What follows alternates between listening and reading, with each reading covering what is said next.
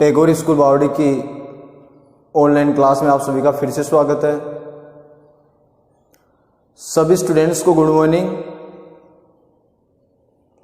आज मैं जो ऑनलाइन क्लासेज हैं उसका 9वां दिन है। पीछे की जो क्लासें हैं उसमें हमने अध्ययन किया है ग्रेगर जॉन मेंडल के जीवन परिचय के बारे में। इसके अतिरिक्त आनुवांशिकी से संबंधित कुछ शब्दावली, कुछ परिभाषाएं हमने पढ़ी है।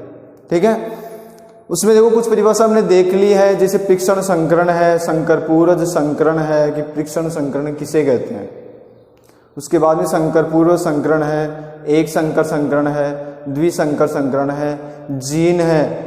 जीन शब्द किन्होंने दिया था ये बताओगे?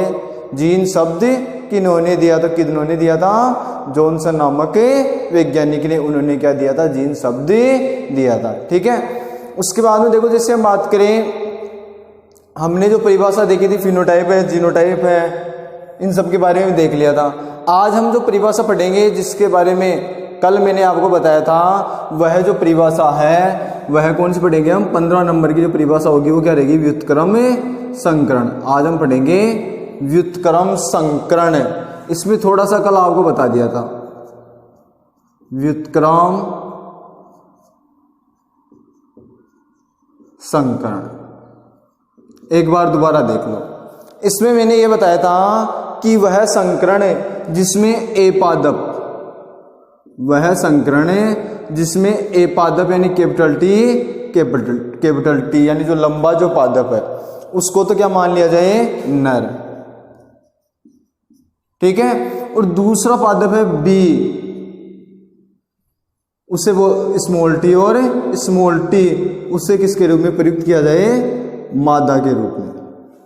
यानी वह संकरण है जिसमें ए पादप कैपिटल टी लंबापन, स्मॉल टी बोनापन। ए पादप को नर व बी पादप को मादा जनक के रूप में प्रयुक्त किया जाता है।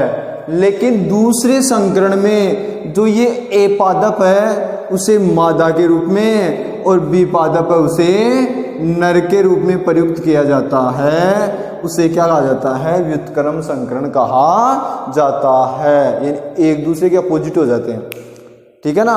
अब देखो दोबारा परिभाषा बोलोगे मेरे साथ कि वह संकरण जिसमें ए पादप को नर व बी पादप को मादा जनक के रूप में प्रयुक्त किया जाता है, तथा दूसरे संकरण में ए पादप को मादा व बी पादप को नर जनक के रूप में प्रयुक्त किया जाता है, उसे व्युत्क्रम संकरण कहा जाता है। ये परिभाषा होगी किसकी? व्युत्क्रम संकरण की।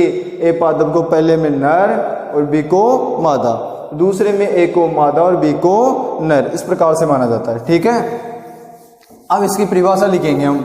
तो लिखो परिभाषा कि वह संकरण, वह संकरण जिसमें ए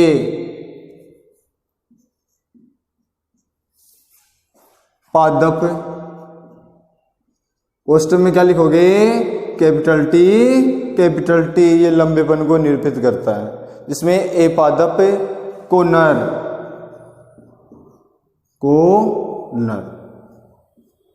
व बी पादप, क्वेश्चन में क्या लिखोगे?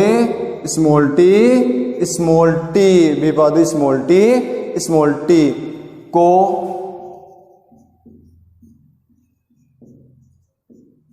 मादा जनक के रूप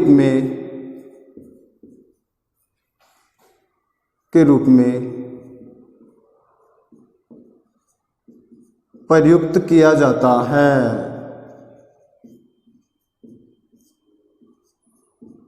प्रयुक्त किया जाता है। पहला संकरण हो गया। इसमें तो इस प्रकार से किया जाता है। तथा दूसरे संकरण में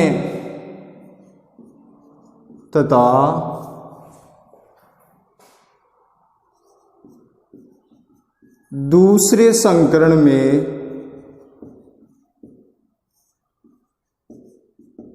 में ए पादप, वही पादप वही रहेगा ए, ठीक है ना, उसको तो क्या मान लिया जाता है, मादा। उस समय क्या लिखोगे, कैपिटल टी ए पादप को मादा व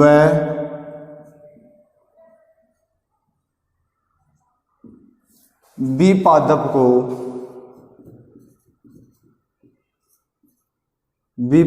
को उस समय क्या लिखोगे, स्मॉल टी को किसके रूप में प्रयुक्त करते हैं, नर के रूप में, नरजनक के रूप में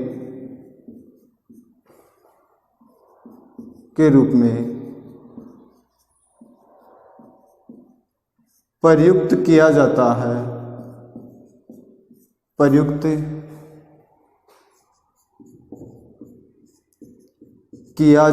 है, तो उसे क्या बोलते हैं, व्युत्क्रम संकरण कहते हैं। तो उसे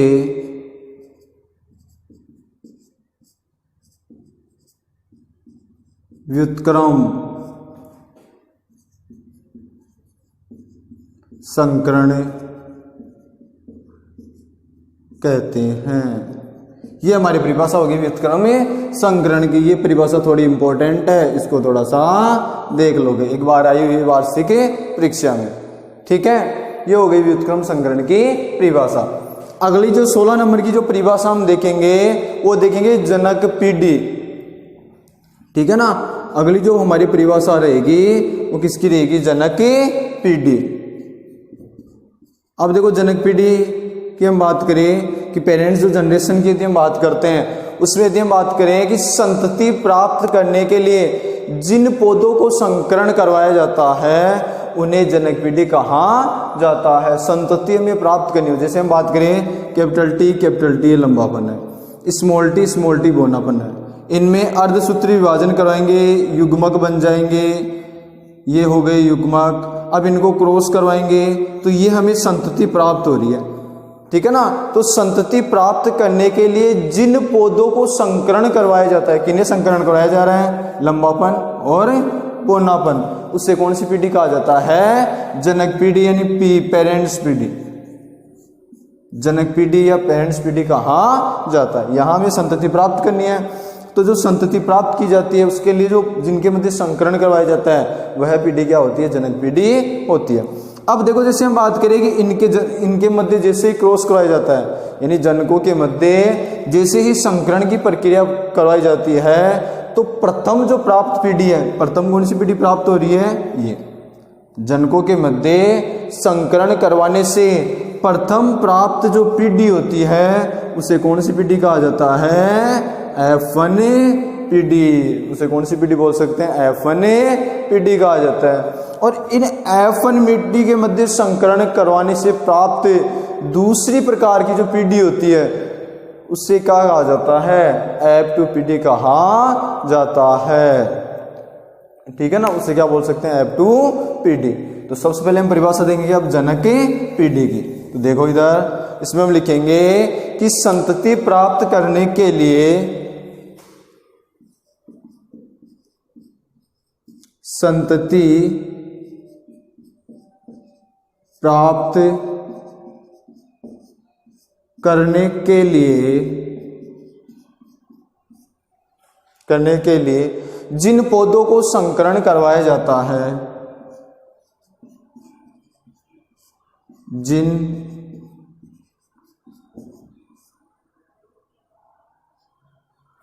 पौधों को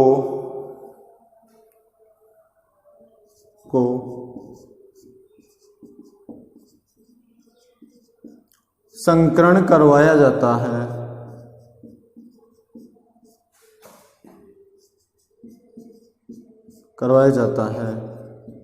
उन्हें क्या बोलते हैं, जनक पीढ़ी।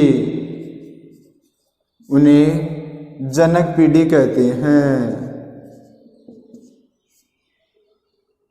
जनक पीढ़ी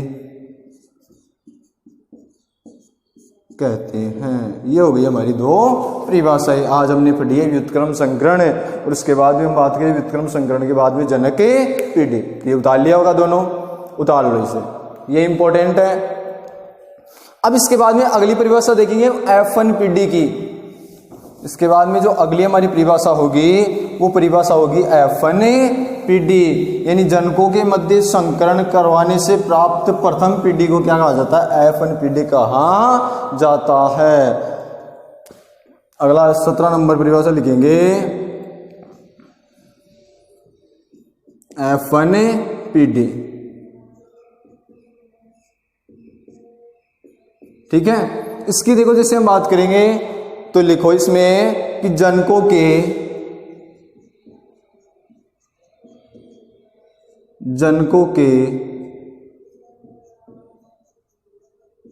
संकरण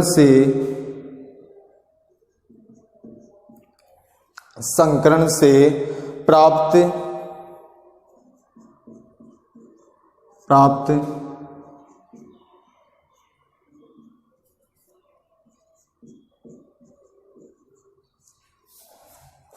प्रथम पीढ़ी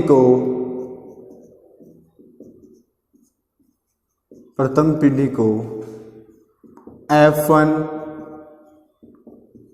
पीढ़ी कहते हैं।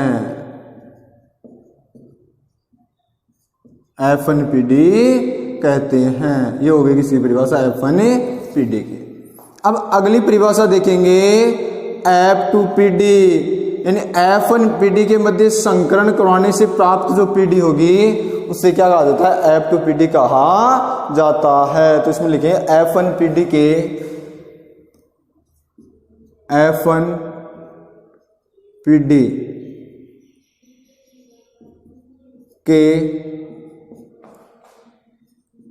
संकरण से प्राप्त पीढ़ी को क्या कहा जाता है?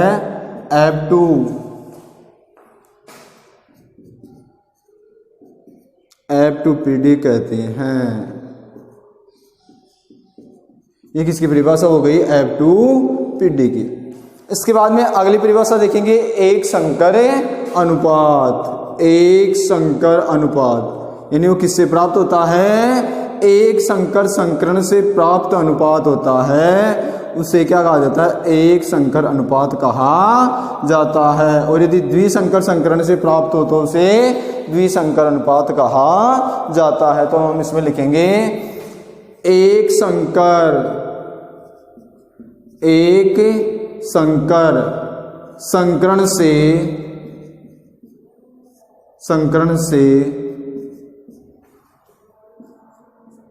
प्राप्त अनुपात को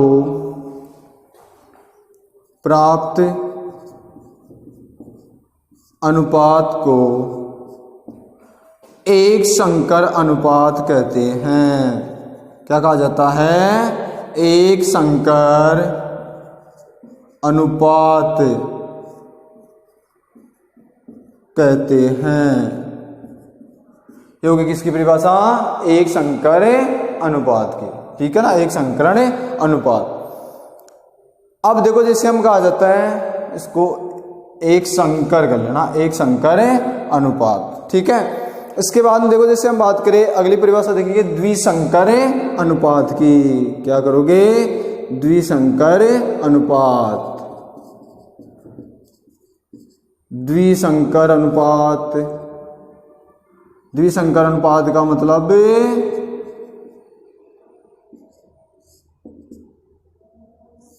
यानी द्विसंकर संकरण से प्राप्त अनुपात को द्विसंकर अनुपात कहा जाता है। तो इसमें हम लिखेंगे द्विसंकर संकरण से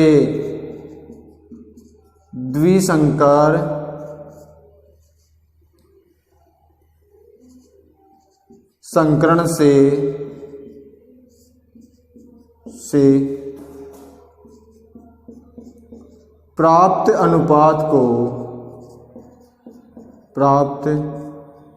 अनुपात को द्विसंकर संकरण कहते हैं। द्विसंकर संकरण कहते हैं। ठीक है, ये हमारी क्या हो गई परिभाषाएं कंप्लीट हो गई ये हो गई सारी परिभाषाएं। अब इसके बाद में अगला हम टॉपिक पढ़ेंगे मेंडल के वंशागति के नियम। ये उतार लो, इसको उतार लिया होगा इसको। इसके बाद में पढ़ेंगे मेंडल के वंशागति के नियम। मेंडल ने कौन से पादप पर अपने प्रयोग किए थे? कौन से पादप पर? उद्यान मटर पर। शाबाश। अब बताओगे इसका वैज्ञानिक नाम क्या होता है? क्या होता है इसका वैज्ञानिक नाम? Pisum sativum. अब इसमें मेंडल के वंशागति के नियम पढ़ रहे हैं, तो इन्होंने वंशागति के नियम दिए थे। कौन कौन से? प्रभाविता का नियम, दूसरा पढ़ेंगे हम पृथक्करण का या युग्मकों की शुद्धता का नियम, तीसरा हम पढ़ेंगे स्वतंत्र अपयून का नियम। मेरे साथ बताओगे तीनों नियम वापस से। 1 नंबर प्रभाविता का नियम, 2 नंबर पृथक्करण का नियम, 3 नंबर स्वतंत्र अपयून का नियम। ये 3 नियम क्या किए थे? इन्होंने प्रतिपादित किए थे। इन्हीं नियमों को प्रतिपादित करने के कारण इन्हें क्या कहा जाता है? आनुवांशिकता या वंशागति का जनक कहा जाता है। और इसमें देखो वंशागति शब्द आ गया, तो वंशागति जो शब्द का प्रतिपादन किया था वो सर्वप्रथम कौन से वैज्ञानिक ने किया था? कौन से वैज्ञानिक ने? वंशागति की हम बात करें तो हेरिडिटी जो शब्द दिया था, उसका मतलब हेरिडिटी जो शब्द का जो प्रतिपादन किया था वो कौन से वैज्ञानिक ने किया था? स्पेंसर ने, स्पेंसर नामक वैज्ञानिक में। और जेनेटिक शब्द दिया था वो कौन से वैज्ञानिक ने दिया था? बेटसन नामक वैज्ञानिक ने। तो कल की जो क्लास होगी उसमें हम आनुवांशिकता के नियमों के बारे में अध्ययन करेंगे, तो इन परिभाषाओं को ढंग से याद कर लोगे।